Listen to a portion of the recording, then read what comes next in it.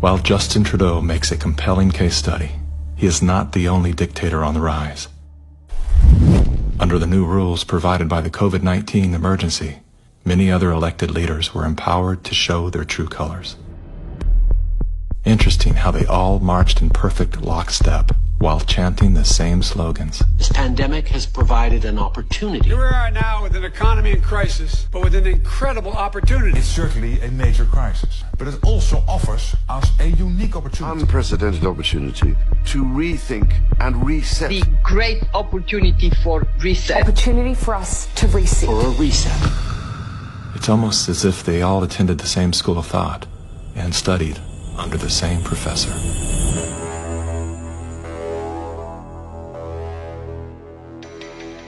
Some people would say this revolution is characterized by the fight of robots against human beings. And we will win this fight. Professor Klaus Schwab was born in 1938 in Ravensburg, Germany, where Nazi crimes against humanity were committed.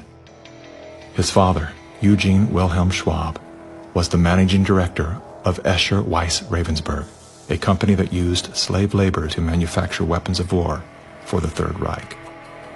While Klaus's father was at the helm, the Nazi Party awarded Escher Weiss Ravensburg the title of National Socialist Model Company.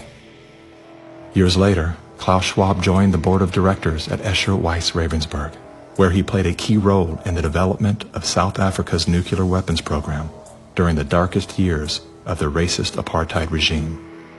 Today, Klaus Schwab is the founder and executive chairman of the World Economic Forum. If you'd like to meet the people who are supposed to repair the state of the world, or give a piece of your mind to the bankers who helped get us into this mess, we can tell you where to find a lot of them. The World Economic Forum.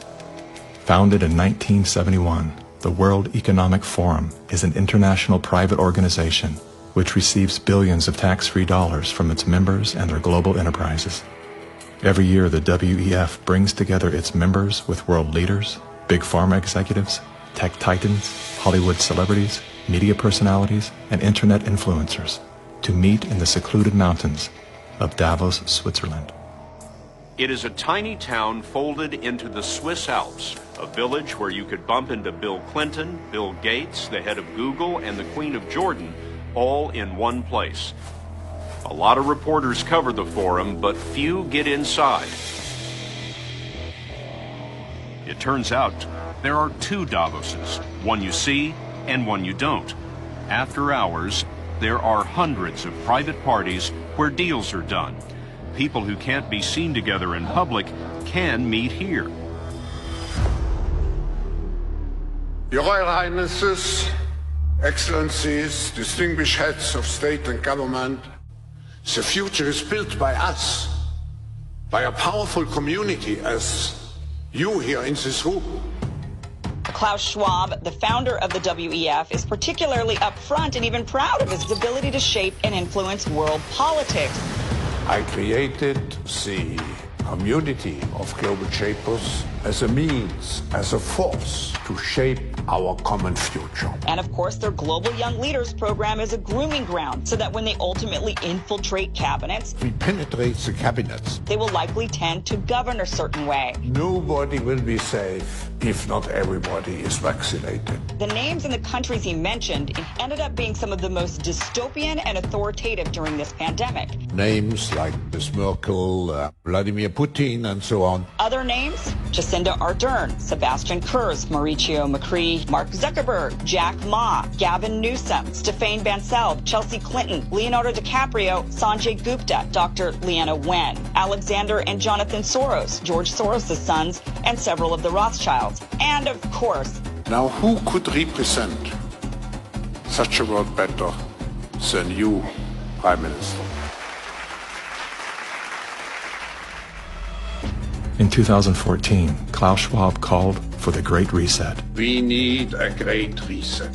which he positioned as the solution to the world's most urgent issues. The dark reality of Schwab's agenda is detailed in his best-selling book, COVID-19, The Great Reset. His endgame mission is to replace independent governance with a top-down controlled, one world government and a central bank-controlled digital currency. When they say, you'll be happy, what they mean is, you'll be enslaved. That's why they're talking about a Great Reset. That's why they're talking about introducing this quasi-communist, quasi-socialist agenda. They know we've run the course where we cannot continue down the path of the ever-increasing indebtedness because we have a generation that quite literally cannot afford to buy a house. Millions of Americans are priced out of buying a home.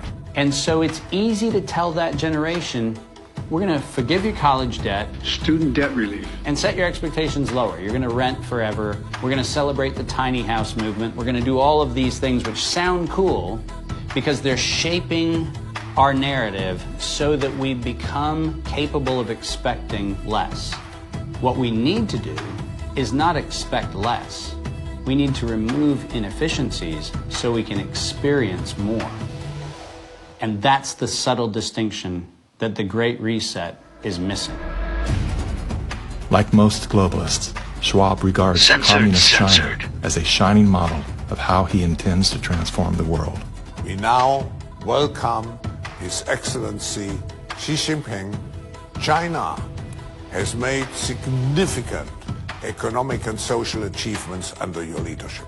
Chinese influence on global affairs is growing. The founder of the World Economic Forum, Klaus Schwab, says that this is what motivated the group this year to invite President Xi Jinping to deliver the keynote address in Davos. Schwab said Xi's presence was a sign of the shift from a unipolar world dominated by the United States to a more multipolar system in which rising powers like China will have a step up and play a bigger role. I think it's a role model for many countries. But we have to go one step further. It's a systemic transformation of the world.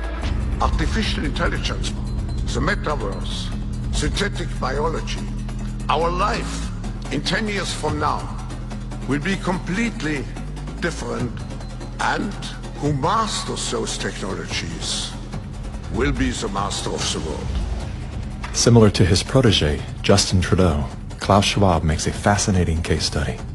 Yet he too is merely the master of his own world. Economic Forum. Science is replacing evolution by natural selection with evolution by intelligent design. Not the intelligent design of some god above the clouds, but our intelligent design and the intelligent design of our clouds. The IBM cloud, the Microsoft cloud, these are the new driving forces of evolution. Today, we have the technology to hack human beings on a massive scale. And by this I mean that if you have enough data and you have enough computing power, you can understand people better than they understand themselves. And then you can manipulate them in ways which were previously impossible. You know, the whole idea that humans have this soul or spirit and they have free will, that's over. Now, how exactly will the future masters of the planet look like? This will be decided by the people who own the data. Foreign powers can collect, store, and exploit biometric information from COVID tests. U.S. intelligence officials tell CBS News that China is trying to collect Americans' DNA in hopes of controlling the future of healthcare. China's test kits are a tool to help China compile genetic data. The Chinese aren't the only ones exploring this technology. The U.S. is working on it as well. The White House is ramping up its COVID response, announcing Americans can once again get free COVID test kits as concerns are growing over a rare... Data is the most important asset in the world. Those who control the data control the future not just of humanity, but the future of life itself.